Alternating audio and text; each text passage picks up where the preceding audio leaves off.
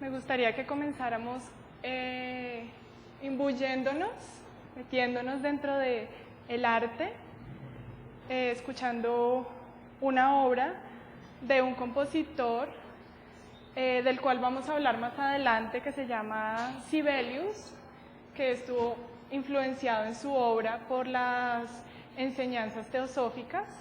Entonces les voy a pedir, si quieren, que cierren sus ojos y escuchemos un trecho de una canción de una obra de Sibelius, que es un andante festivo.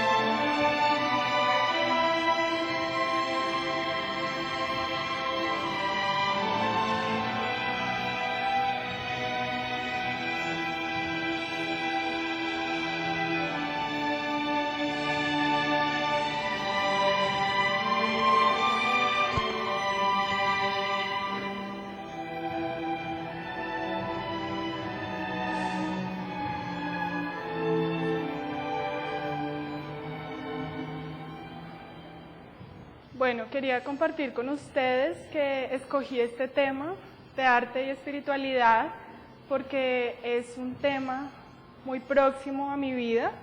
Crecí en una familia de músicos, amo profundamente el arte.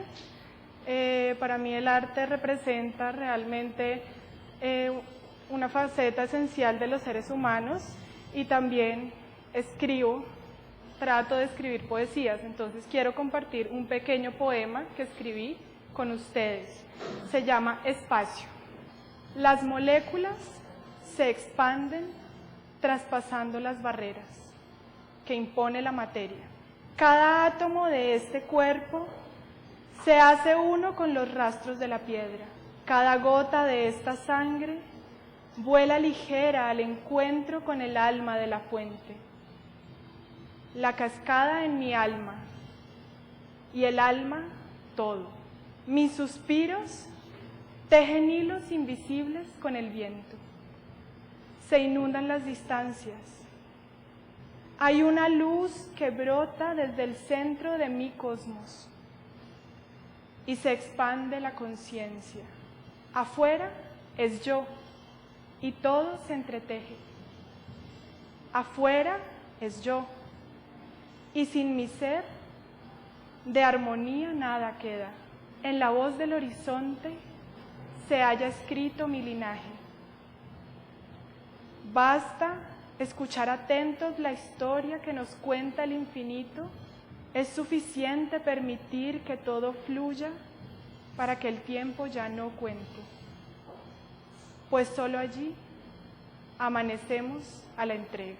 Vamos a entrar en la materia de la palestra. La titulé Arte e Espiritualidade, porque cuando estaba pensando en cuál era la relación, me di cuenta que la relación es la siguiente: arte e espiritualidade. ¿Sí?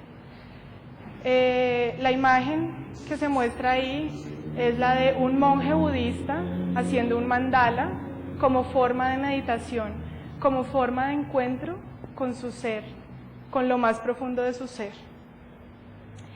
Entonces, la relación de arte y la espiritualidad tiene mucho que ver con la forma en la cual nos acercamos y la forma en la cual nos relacionamos con la realidad, entendida como la realidad como lo verdadero, como aquello que está más allá de los sentidos, como aquello que nos hace uno, como aquello que somos realmente.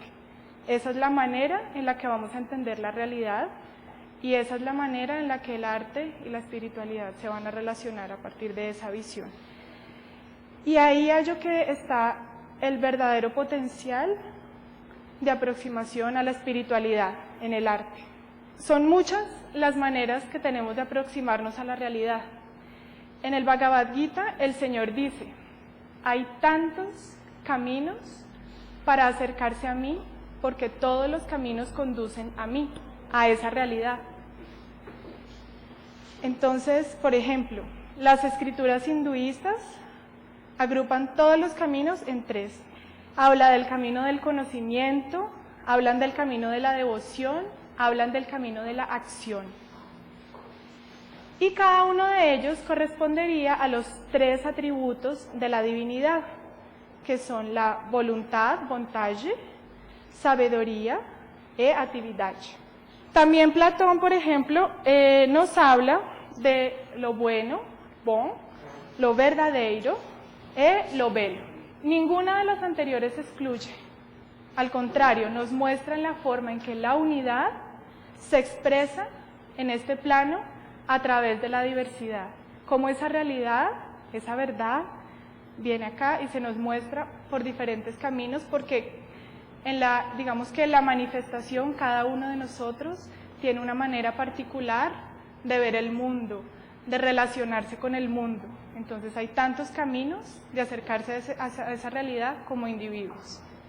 Pero precisamente el arte es un medio unificador.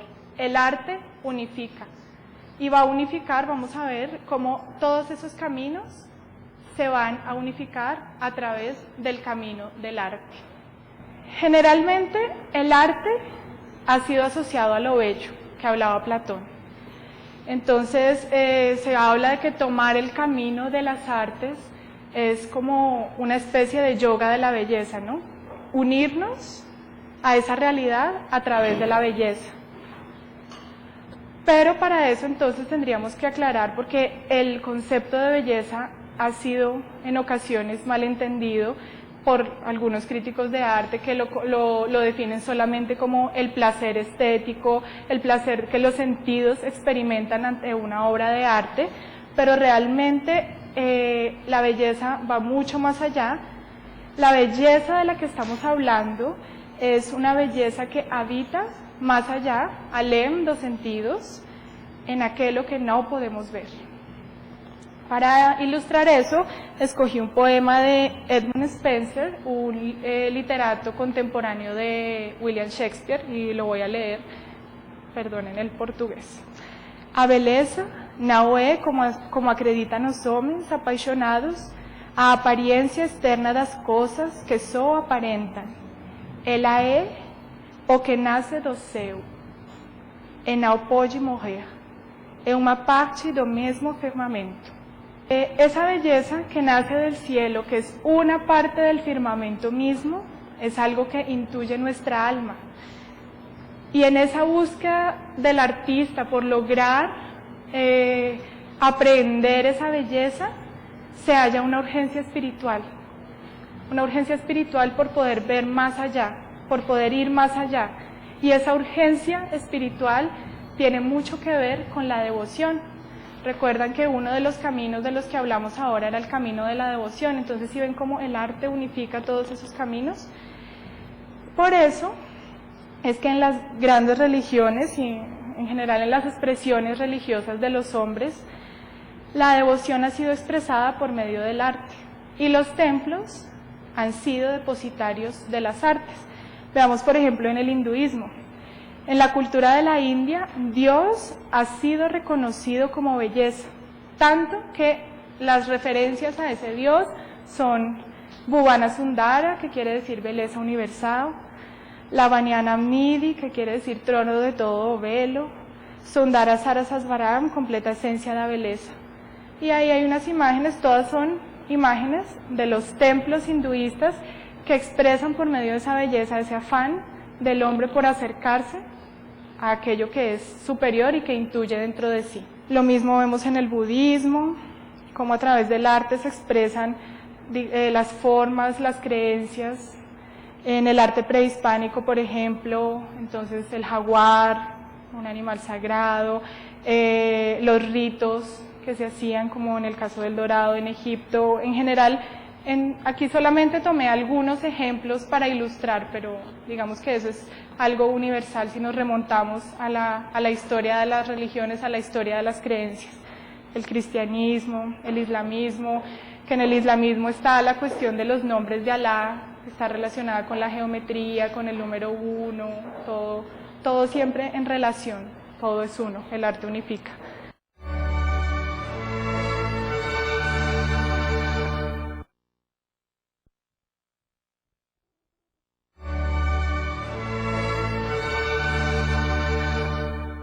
Entonces, finalmente, si entendemos que ese afán de las religiones está relacionado con lo que es religar, religión en su sentido puro del latín es religar. ¿Qué es religar? Volver a ligar, volver a unirnos con esa realidad de la cual nos hemos desprendido para venir a este plano, pero siempre intuimos en nuestro ser más profundo. Volvemos entonces a la cuestión de que el arte unifica.